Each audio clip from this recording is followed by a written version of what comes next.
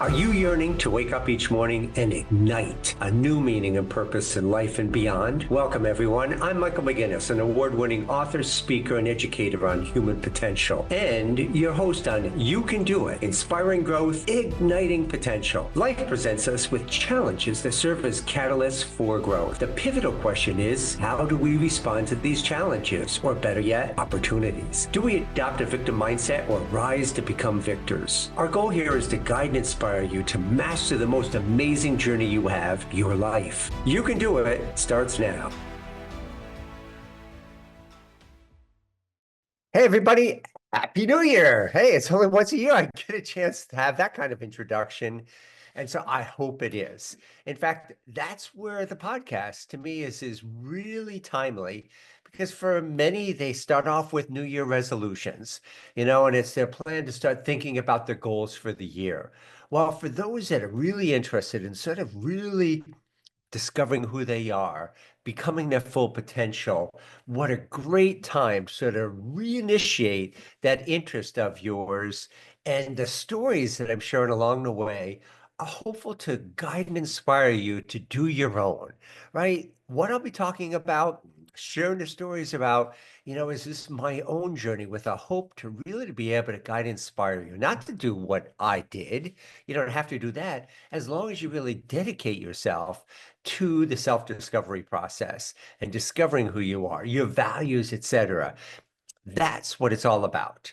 And I was reminded of that over the holiday, having the children here and watching them grow up, and really just a chance to really just sit back and have a little more time to reflect as how important life really is. And this is your journey, right? This is your life. And the hope is that you want to take that bull by the horn, so to speak, or life by every thread that it's providing you, and make a difference for who you are and make it really meaningful. So let's go. Here we go on some more of this storytelling. Well, I finished last time off, and one of the slides I covered was about this concept of vision quest. And there's some considerable conversation after that, which I enjoy. Please share your questions and thoughts and comments about that. It's awesome. And again, the email address is growhumanpotential@gmail.com. And so be sure to share those thoughts and ideas and questions that you might have. Well, as as a lot of the conversation really developed, is the whole concept of a vision quest is historical. It goes back, to traditional societies. I saw that with the American Indians. I also saw that as I was overseas in Africa, is that people basically still in the traditional societies spend time to really to go out and discover who they are. And that's that emphasis. As you see here on the slide, it says here at the end, especially in challenging times, these ceremonies give us the opportunity to turn changes into sacred initiations, empowering, humbling, strengthening, and enlightening us. And so that's the power of these things, is really dedicating yourself to self-discovery. There's a number of tools to do that, and I'll be talking about that along the way. I use travel as one of the more profound ways, as Michael Crichton had shared in his book Travels, was a great inspiration to me as well as others, to really to be able to sort of venture out and put myself into some different settings than I live in day to day, to get away, to be able to have that chance to really to think and reflect. And that's where so much of this growth came from. Well, and that's that concept really of the vision quest. And so if you take that concept and develop your own, that's the beauty of all of these things. There's no standard recipe you have to follow, other than the framework, basically, that of overall a personal growth, self-discovery, and then enlightenment. A very overall, large, general type of a framework to do that. And we're really right now into the personal growth. And you see that here in the Tree of Life slide, the years I spent in really developing this, mostly because I was doing the work and I stopped I reflected about what did I do? What was I doing? And along the way, I met so many others who were doing this themselves. And I had attracted them into my life, and we'd spend hours engaged in just our own storytelling to talk about the experiences that we had. And that's where this framework really originated from, as well as my own practice and experience of it, is to give you a generic recipe to be able to follow. The first thing is we've got to clean our own house, right? We've got to tackle the basis, our personal growth. That's the self-esteem, our confidence, the ability to be able to stand on our own 2 feet, develop our confidence to be able to go forward. Because the next stages are going to require that self-discovery, where we take that hard look in the mirror, go deeper within to start examining, re-examining, or maybe examining for the first time our beliefs. And what are they? What do we want them to be? Who are we? Wow, profound question. And how are you going to go through and begin that process of peeling the onion, start discovering the many layers of selves, ranging from the facades we wear all the way down to the deeper questions of what's life all about? What's my life? What's my purpose? And really, who do I want to be? And then of course, there's the enlightenment phase, which for those who choose to go further, who want to really understand where they fit in life, what's their purpose? What gives them meaning? And ultimately, what is the meaning of life and how do they fit in? So we're going to talk about this in the personal growth stage. And you'll see here the slide tools of self-discovery. This came from my book. I'll be talking a little bit more about my book because it's one of the tools is growth books, personal growth books. And that's in fact my book. And I'll talk about that in just a minute. But I really want to touch on this here is because some of the things, I want to sort of emphasize as you come to understand these tools, many of them free, they provide us with a wide range of things to really to be able to start tackling and dealing with our issues, as well as beginning to discover who we are. You see here, I had some notes on here, like intensive workshops. Last time, in the last podcast, I talked about chit chat, that amazing, unbelievable impact of going into that intensive workshop to really to drill in deep and to be able to start dealing with the support of trained psychologists and counselors, as well as support group with all of the others joining to be able to make that growth. Remember that saying? I must do it myself, but I cannot do it alone. And then there were therapy and counseling, the individual therapy, the group therapy that I made great use of to be able to start taking a look in the mirror. And again, under the guidance initially of others who needed to help prod me and challenge me to sort of look beyond the facades that I had worn, look beyond the pain and suffering to sort of see what's underneath that. Support groups. I talked about the lunch bunch last time. What a great group, the 12-step groups and the number of other support groups that are out there. Make use of them. You don't have to do this on your own. Along with that is getting the tons of ideas and thoughts that others are doing to sort of stimulate some of your own ideas as well. Affirmations. I had a whole podcast on this early on. I had great guest Candace Wheeler, who really is an expert in terms of creating affirmations. Go back and check that out. It's the Power of Affirmations podcast. And today I really want to venture in to the personal or self-help books, right? And that's going to lead into the travel, which is what this whole modern day vision quest is ultimately all about, or one of the tools I made great use of. But let's talk about self-help books. Well, they're amazing. There's so many of them out there. So many people today who have taken the time to really to write works of art, as well as from doctors and counselors and psychiatrists and people like me. And that was the emphasis of me writing the book. And let's talk a little bit about the story and what's in it. Why I provided that as a tool for you to consider for your own growth. But it's the story again that's great about that is when I came back, as I started to return from my different travel segments, and friends would sort of see this barometer, right? Each time I'd come back and I'd be talking about what I was going through, and it was very evident to them that I was undergoing some real major change in my life. And repeatedly, I got that comment back, Mike, you should write a book. Well, that's funny when they said, "Oh, yeah, yeah, yeah, yeah." I hear people saying that, but it sounded like such a daunting task. Besides, writing for me was not good, right? I just had one of those experiences in college. I started college, and we were having to write these short stories based on books and other things that we were reading about. And my very first paper return, I got an F. I got an F. Yeah, and it just provided this sort of belief, right? Here's those unhealthy beliefs that got formed earlier on. Oh, I can't write. I can't do this. Well, I struggled. And through the help of working with one of the other intern teachers that was helping me throughout the course, I started to begin to write better. Well, I still never thought of myself as a writer, but at least I was passing the course. But it was that premise that made me initially sort of think, oh, I can't do this. I can't really be able to write. But others kept suggesting it to me. And so I did. I finally sat down, and it was hard at first, but I encourage everybody, to write and share their story. Now, do you have to write a full book on this? No, but sit down and write your own story. Write about the past, the originations, and what you learned. What were some of the good, the bad, and the ugly experiences along the way? What was the impact of those experiences? And that's really the emphasis of my book and what it's really about. And again, I'll talk about that in just a moment.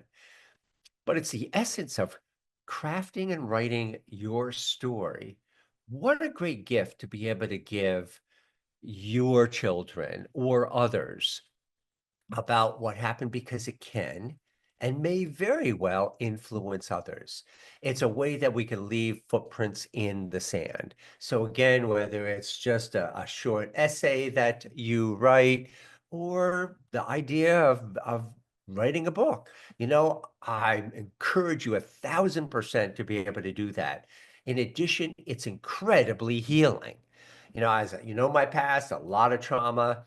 And by writing about this, yes, it unearthed a lot of these things, and it made it really tough at first, but it was the act of writing this story that got some of that stuff up and allowed me to start stepping back and reminded me of some of the work I still needed to do, but also of the work that it already done.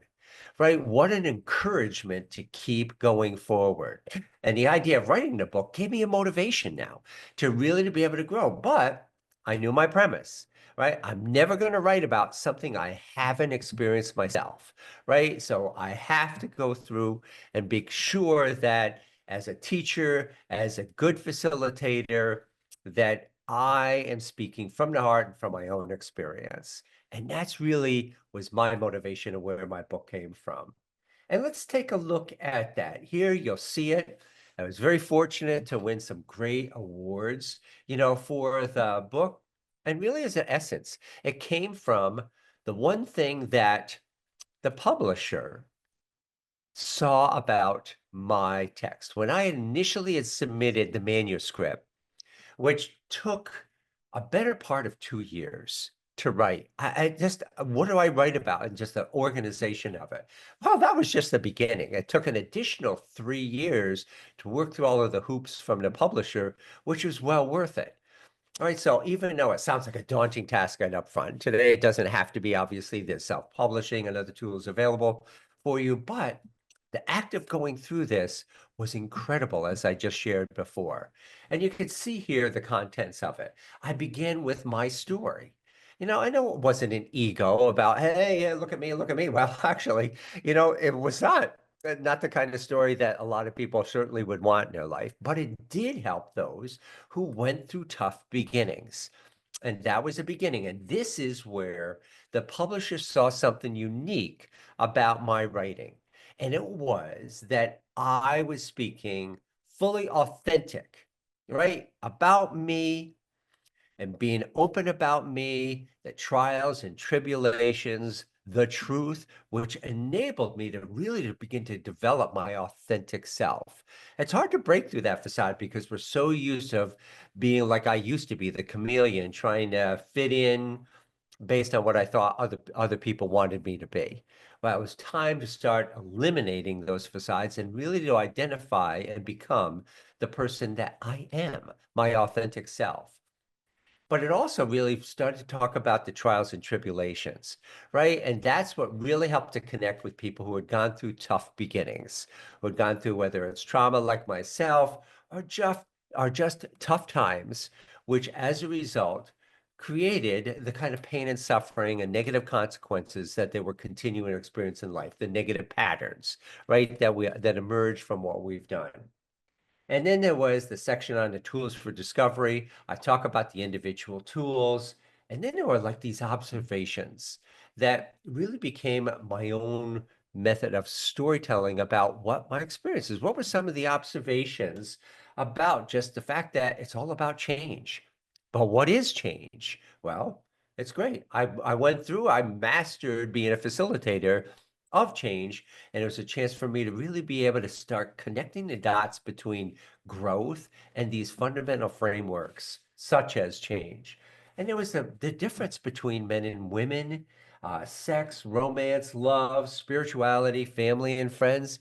There were implications of growth on all of these and more factors. So I started to be able to write about this. Well, the next thing here was fortunate that as it got developed, right? And I went through, first of all, 5 iterations of the book, 5 major rewrites. And so they had like a legal review, they had a contextual framework to make sure you were building on things to make it more coherent for the end user, the reader, in effect, and other rewrites that really helped me to sort of polish the book and polish the story in effect on this. Well, it's been fortunate. It's been great. It's out on Amazon. It's had some sales. A lot of it is sales when I do talks and workshops on these topics, but people have rated it very highly. And I really love this one here because this was one of the comments, an enlightening story about the tough realities one faces in life and great methods for how to best deal with them. Isn't it great when somebody else shares in their own words their reaction to it? And I said, wow, that's awesome that I've provided a tool to help that. And that's where not the ego, but the real sense of satisfaction, right? As I talk about enlightenment there, the goal is to really wake up every day with meaning, purpose, love, and joy. And one of the best forms of meaning and purpose is the service to others. And when you can help others, you achieve a feeling that's better than any feeling you can experience in the world. The feeling that you've helped somebody else, particularly from an unconditional perspective. It's awesome. And that's why I'm a great promoter of volunteering, encouraging people to just stop and help the person on the street, right? Doesn't have to be anything formal. The person you work with, the coworker who's going through a tough time, right? Taking them to lunch, just that little step that you make to really to be able to help their day. Well, that was excellent. And the book went on. It actually was reviewed, the Kirkus Indie Review. And I really love this. Again, this is again, these are professionals who were read the book and really provided a review. When milestones are hit, or insights revealed, readers may feel it with them. That's great. Wow, what a powerful comment because it's exactly what I really wanted to do is connect with the reader. And that was what the publisher saw was the ability I had to be the person in the hot seat, the one going through it, sharing from the heart, the good, the bad, and the ugly of going through these challenges and times to help others as they're venturing into this space. An engaging, vulnerable, and analytical writer. Great. That's me. That's who I wanted to be. That authentic self, sharing myself directly from the heart and soul. His greatest feat is bringing his past painfully full circle. That's my encouragement. That's where the name You Can Do It is all about. If I can do it, you can do it. I went through some pretty tough times. And I know that it was hard, right? And I told you the story about my brother committing suicide and the challenge others had, right? I mean, it's tough stuff. But when you really dedicate yourself to really be able to make that change, you can change, right? And that's the beauty of it. And that's what I wanted to say is that I did. I brought it full circle. It's possible. You really can do it. A deeply sincere guide for survivors of past trauma in search of self-actualization. Wow, what a beautiful poetic way of really being able to summarize that. Because again, you may or may not have the past trauma, but you may just be interested in growing. Well, the tools and things are the same, right? They're just a little more motivated from those who are using them because of the pain and suffering that they're experiencing. But I love that search of self-actualization because that to me is really representative of becoming your full potential. And the way that I do that in the book is I share the story. And in each chapter, in the beginning, it's an autobiography sharing about my life. And at the end of each chapter, I turn it into an exercise, right? Based on the aspect of what was just covered in that chapter, what are some of the questions and things that can cause some of your own reflection, that chance to sort of think within? And that was, again, another great aspect the publisher saw in the book. They actually suggested it up front. I loved it, built it in, because again, I'm a facilitator. And the whole idea is there's that expression to know and not yet to do is not yet to know, meaning you could read things, acquire knowledge, but unless you put it into practice to do, right? It's not going to mean anything, right? It's not going to result in anything. It's just knowledge sitting in some brain cells in the head until you put it into application. And so that's what I encourage people to do. And that's the framework of this book to use this and those exercises. And then let's pop this. Yeah, and that's really the essence of the book that I wanted to really to be able to talk about. But let's go back to the premise here, right? Is about you. It's about hopefully a decision that you're making to really to be able to grow, overcome some whether past challenges, but what's the biggest stimulus to growth? Pain and suffering. The expression no pain, no gain, right? So it drives so many people into the stage of growth because, hey, when you're feeling good, feeling happy, what's the motivation to really to go and change? So as you do this, one of the things that you really need to develop is self-awareness. This art of writing about your life really helps you to develop self-esteem in a way better than any other tool. I'd say the other additional tool I would strongly encourage you and could even become the basis for a book is a journal. Start with a journal. Start with something easy, right? Something that you're able to sit back at the end of every day, ideally, and reflect on the day. What happened or experiences that you had? What did you learn from those? There's some great structures to be able to use. As a matter of fact, Benjamin Franklin had his 13 traits, and you can look that up and Google it, and you'll see his 13 traits along with his activity. Every evening, he went back and examined the traits that he really valued for himself most. And based on that was his reflection on how did he do?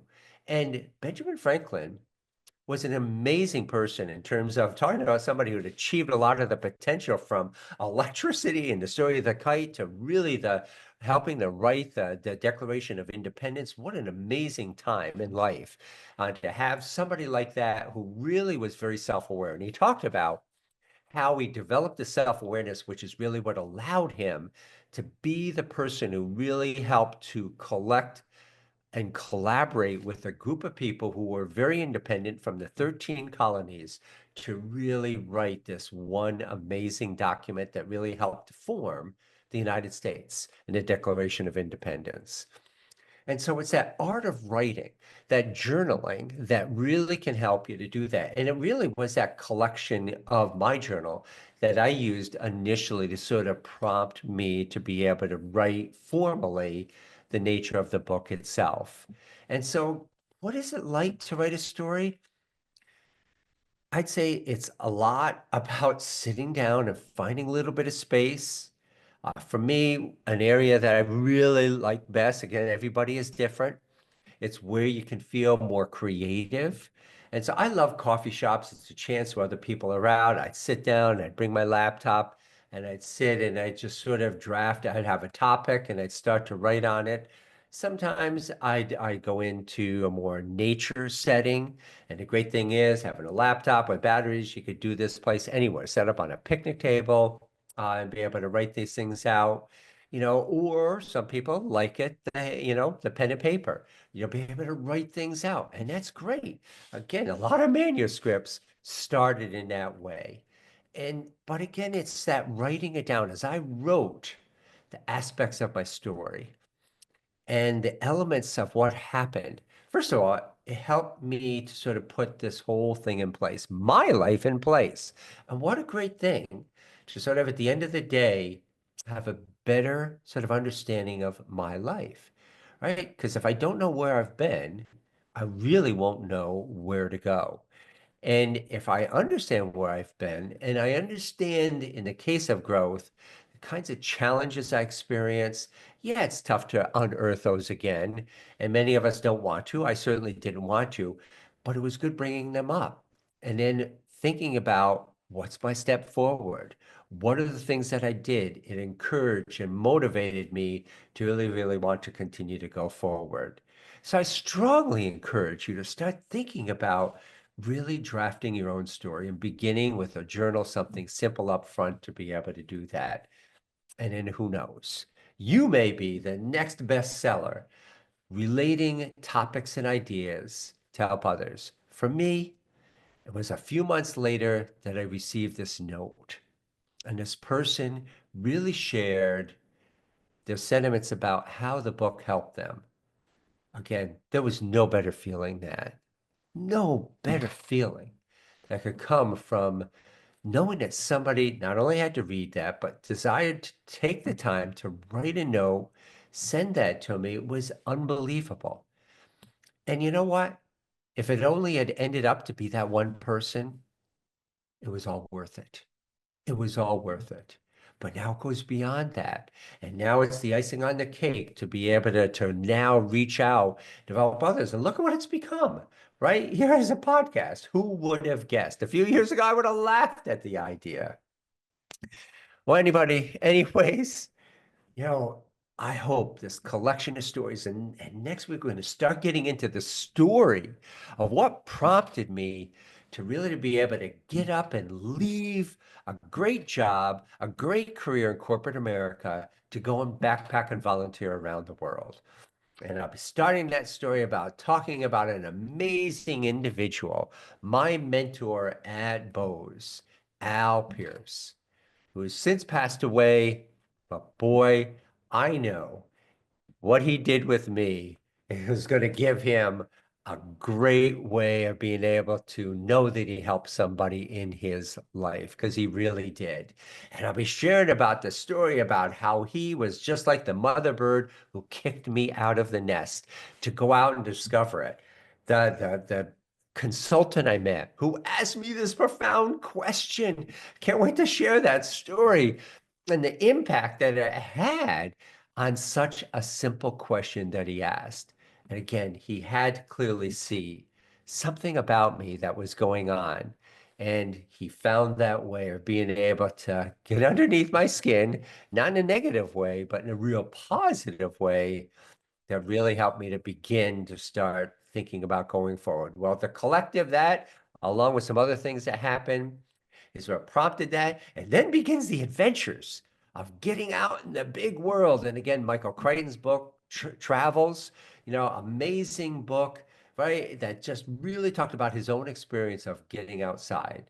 Everybody, wish you the best. Happy New Year and the best to you. And here's to your own decision to make personal growth a priority for you.